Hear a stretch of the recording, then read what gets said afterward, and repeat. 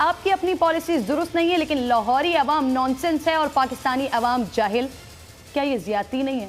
ایک رہنما کو اس طرح کی گفتگو زیب نہیں دیتی۔ خیر، آغاز میں آپ کو ایک کہانی سناتی ہوں ناظرین۔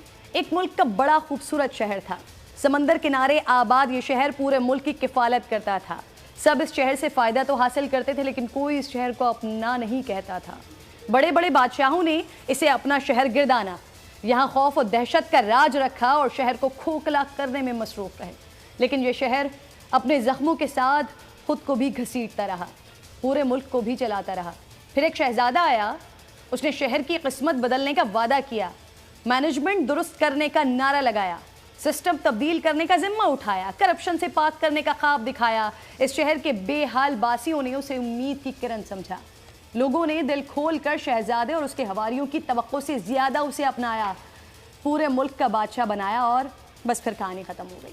حالات نہیں بدلے تو آگے اس کہانی میں بچتا کیا ہے؟ خیر، کراچی والوں کو بہت بہت مبارک ہو، ہینڈسم وزیر اعظم 6 مہینے بعد کراچی تشریف لے آئے ہیں۔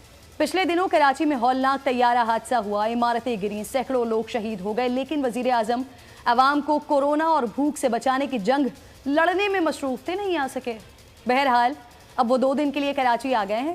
گورنر ہاؤس میں کورونا وائرس کے مریضوں کے لیے موبائل اسپتال کا معائنہ کریں گے، اہم چند ملاقاتیں کریں گے، پھر لاڑکانہ جا کر وہاں احساس پروگرام کا جائزہ لیں گے اور پھر اسلام آباد چلے جائیں گے۔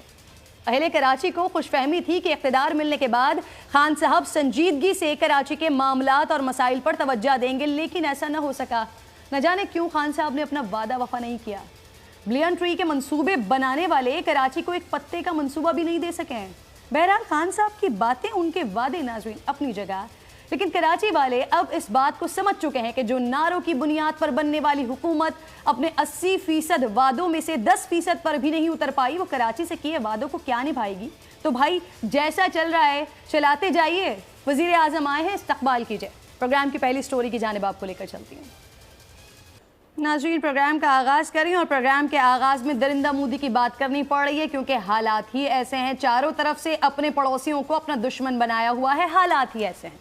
لداخ کے گہرے دلدل میں پھنس گئی ہے بھارتی فوج، نہ بندوقوں سے گولیاں نکل رہی ہیں نہ منہ سے آواز، مگر چین نے بغیر کسی آسرے کے بدماشی کرنے والے بھارتی درندوں کو جہنم تک کا سفر طے کروا دیا ہے۔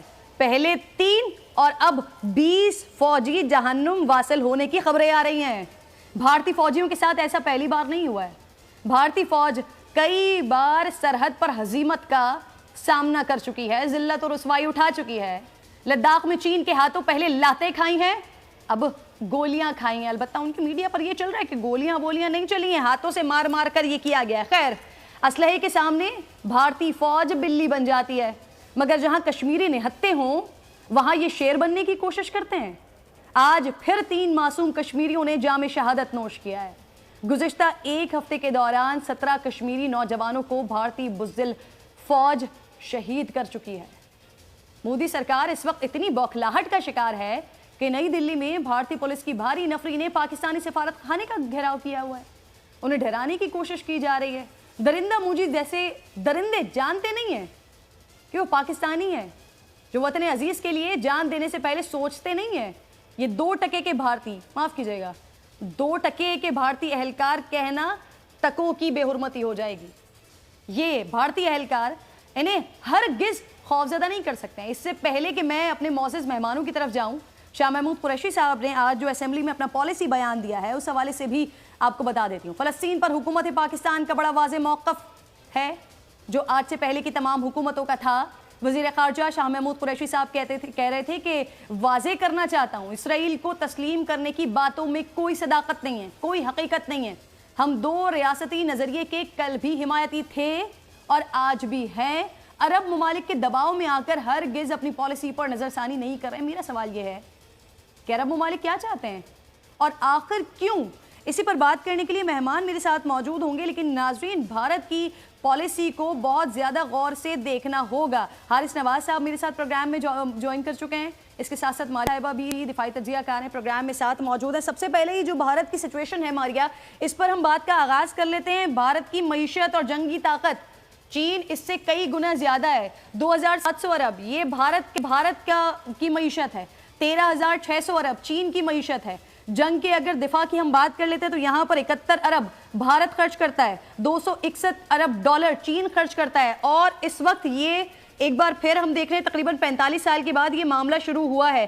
क्या कहती हैं आप, अगर खुदा न खास्ता जंग की जानिब ये दोनों ममालिक बढ़ जाते हैं तो यकीनन खित्ते को भी इससे नुकसान पहुंचेगा? मारिया, देखिए, इसमें तो कोई शक नहीं है कि इस वक्त जो सूरत हाल है वो काफ़ी कशीदा है और उसकी 2-3 वजूहात हैं। पहली बात तो ये है कि इस वक्त हिंदुस्तान किसी सूरत भी चीन के साथ एक बड़ी और भरपूर जंग लड़ने के लिए तैयार नहीं, और अगर वो इस जंग के अंदर शमूलियत अख्तियार करते हैं, जैसे कि उनकी तरफ से बयानात आ रहे हैं कि वो अपनी सरहद की का तहफ़्फ़ुज़ करेंगे, तो बहुत सारे सवालात उठते हैं।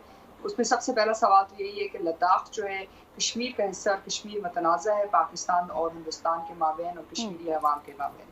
इस नुक्ते नज़र से ये हिंदुस्तान का इलाका नहीं है, तो इसका मतलब ये है कि शायद हिंदुस्तान इसके लिए इस सरहद से दस्तबरदार होने के लिए तैयार है। दूसरी बात ये है कि इस वक्त जो उन्होंने 255 किलोमीटर की मुख्तलिफ रोड जो है नॉर्थ सब सेक्टर के अंदर लद्दाख के अंदर बनाने की कोशिश करते हैं, वहाँ 5 जगहों के ऊपर झड़पें हुई हैं। उन 5 जगहों की झड़पों में से तकरीबन 2 जगहों के ऊपर शायोक दरिया के पास और जो दौलत बेग रोड है उसके पास, जिस जगह के ऊपर इस वक्त जो खबरें आपके सामने आ रही हैं उस बात की अक्कासी करी है कि हिंदुस्तान बावजूद इसके जो चाहता था कि ये इस सरहद को अपने लिए महफूज कर सके, उसको एक अस्करी जो है एक तरह से उसको अपने अस्करी खाके के अंदर ढाल सके, वो करने में नाकाम रहा है। क्योंकि चीन की तरफ से जो जवाब आया वो ना सिर्फ ये है कि चीन ने इसका एक ज़बरदस्त जवाब दिया है इस लिहाज से कि किस तरह उसने हिंदुस्तानी अफवाज को जो है शर्मिंदा किया, लेकिन उसके साथ साथ 5 से 6 किलोमीटर तक आप ये कह सकते हैं जो इलाका है इस वक्त PLA के कंट्रोल में है।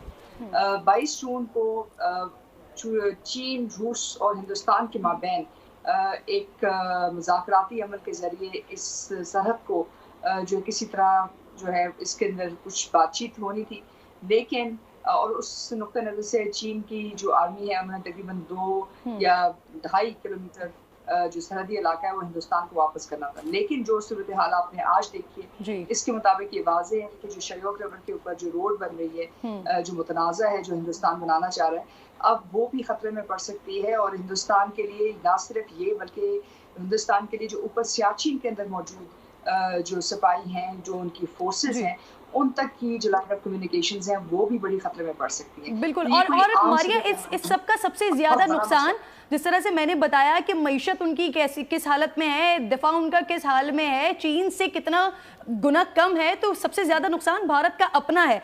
अब हारिस नवाज साहब ये देखिएगा, नेपाल के साथ ताल्लुकात खराब हैं, तनाज़ात के जद में है, चीन के साथ क्या मामला आते हैं लद्दाख में ये हमारे सामने, पाकिस्तान के साथ सफारती ताल्लुकात खराब हैं, उधर बांग्लादेश के साथ हिंदुस्तान के मामलात अच्छे नहीं हैं। ये नरेंद्र मोदी का एक जो हिंदुत्वा नारा है ये इस तरह से प्रिवेल कर रहा है पूरे माशरे में कि हिंदुस्तान को ही मुश्किल में डाल रहा है। अब ये लद्दाख वाला जो मसला हो रहा है पिछले कई साल रहा है, उससे पहले भी 2017 आपको याद होगा 71 दिन तक चीन और भारत के दरमियान ये कशीदगी रही थी।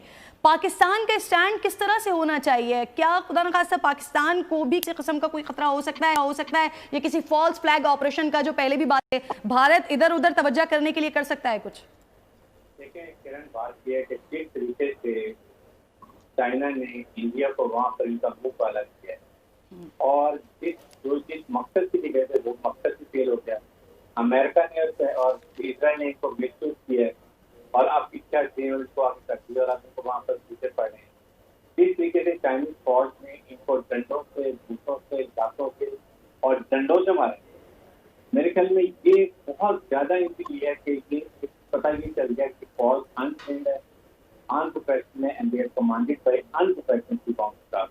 ये बड़ा क्लियर होता है क्योंकि इन्होंने 40 साल से लड़ाई को उसके बाद ये तो आती है कि नहाते कश्मीरी औरतों, बच्चों, बूढ़ों को सही है, उसमें और उनको कर नहीं सकते हैं या नौजवानों को मारते हैं, मतलब जवान आम पर।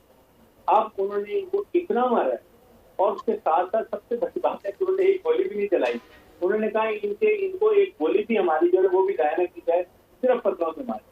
इससे कर्नल संतोष रोज और उसके बाद 20 फौजी मारे गए हैं, इनके 15-20 मिसिंग लोग हैं, कुछ जख्मी पड़े हुए हैं और ये अपने जख्मी डॉक्टर वहां को बीच देख रहे हैं। और अब वो बात है कि बिल्कुल ठीक है, जिस तरीके से वहां इनको मार लगी है, ان کی حکومت کا منہ کالا ہوا ہے، ان کی فوج کا منہ کالا ہوا ہے، ان کے میڈیا کا جھوٹ وہاں پر بول رہا ہے. اب اس کی اپنے عوام کے ٹینشن ڈائیورٹ کرنے کے لیے یہ کوئی نہ کوئی فلیگ آپریشن کرنے کی کوشش کریں گے لائن آف کنٹرول کے اوپر کشمیر میں اپنے عوام کے ٹینشن ڈائیورٹ کرنے کے لیے. اسی لیے ہمارے پرائم منسٹر پاکستان شیخ حامد صاحب نے دنیا کو بڑا کلیئر بتا دیا کہ انڈیا اپنے عوام کے ٹینشن ڈائیورٹ کرنے کے لیے فلیگ آپریشن کرے گا. ہمارے امن کے پیغام کو جو ہے آپ کوئی کمزور حارث صاحب پھر ان کو وہ 26 فروری یاد رکھنی چاہیے کس طرح سے ذلت و رسوائی اٹھائی تھی اگر خدا نہ خواستہ flag operation false flag operation کرنے کی پاکستان کی سرحد پر کوئی کوشش کرتے ہیں. پاکستان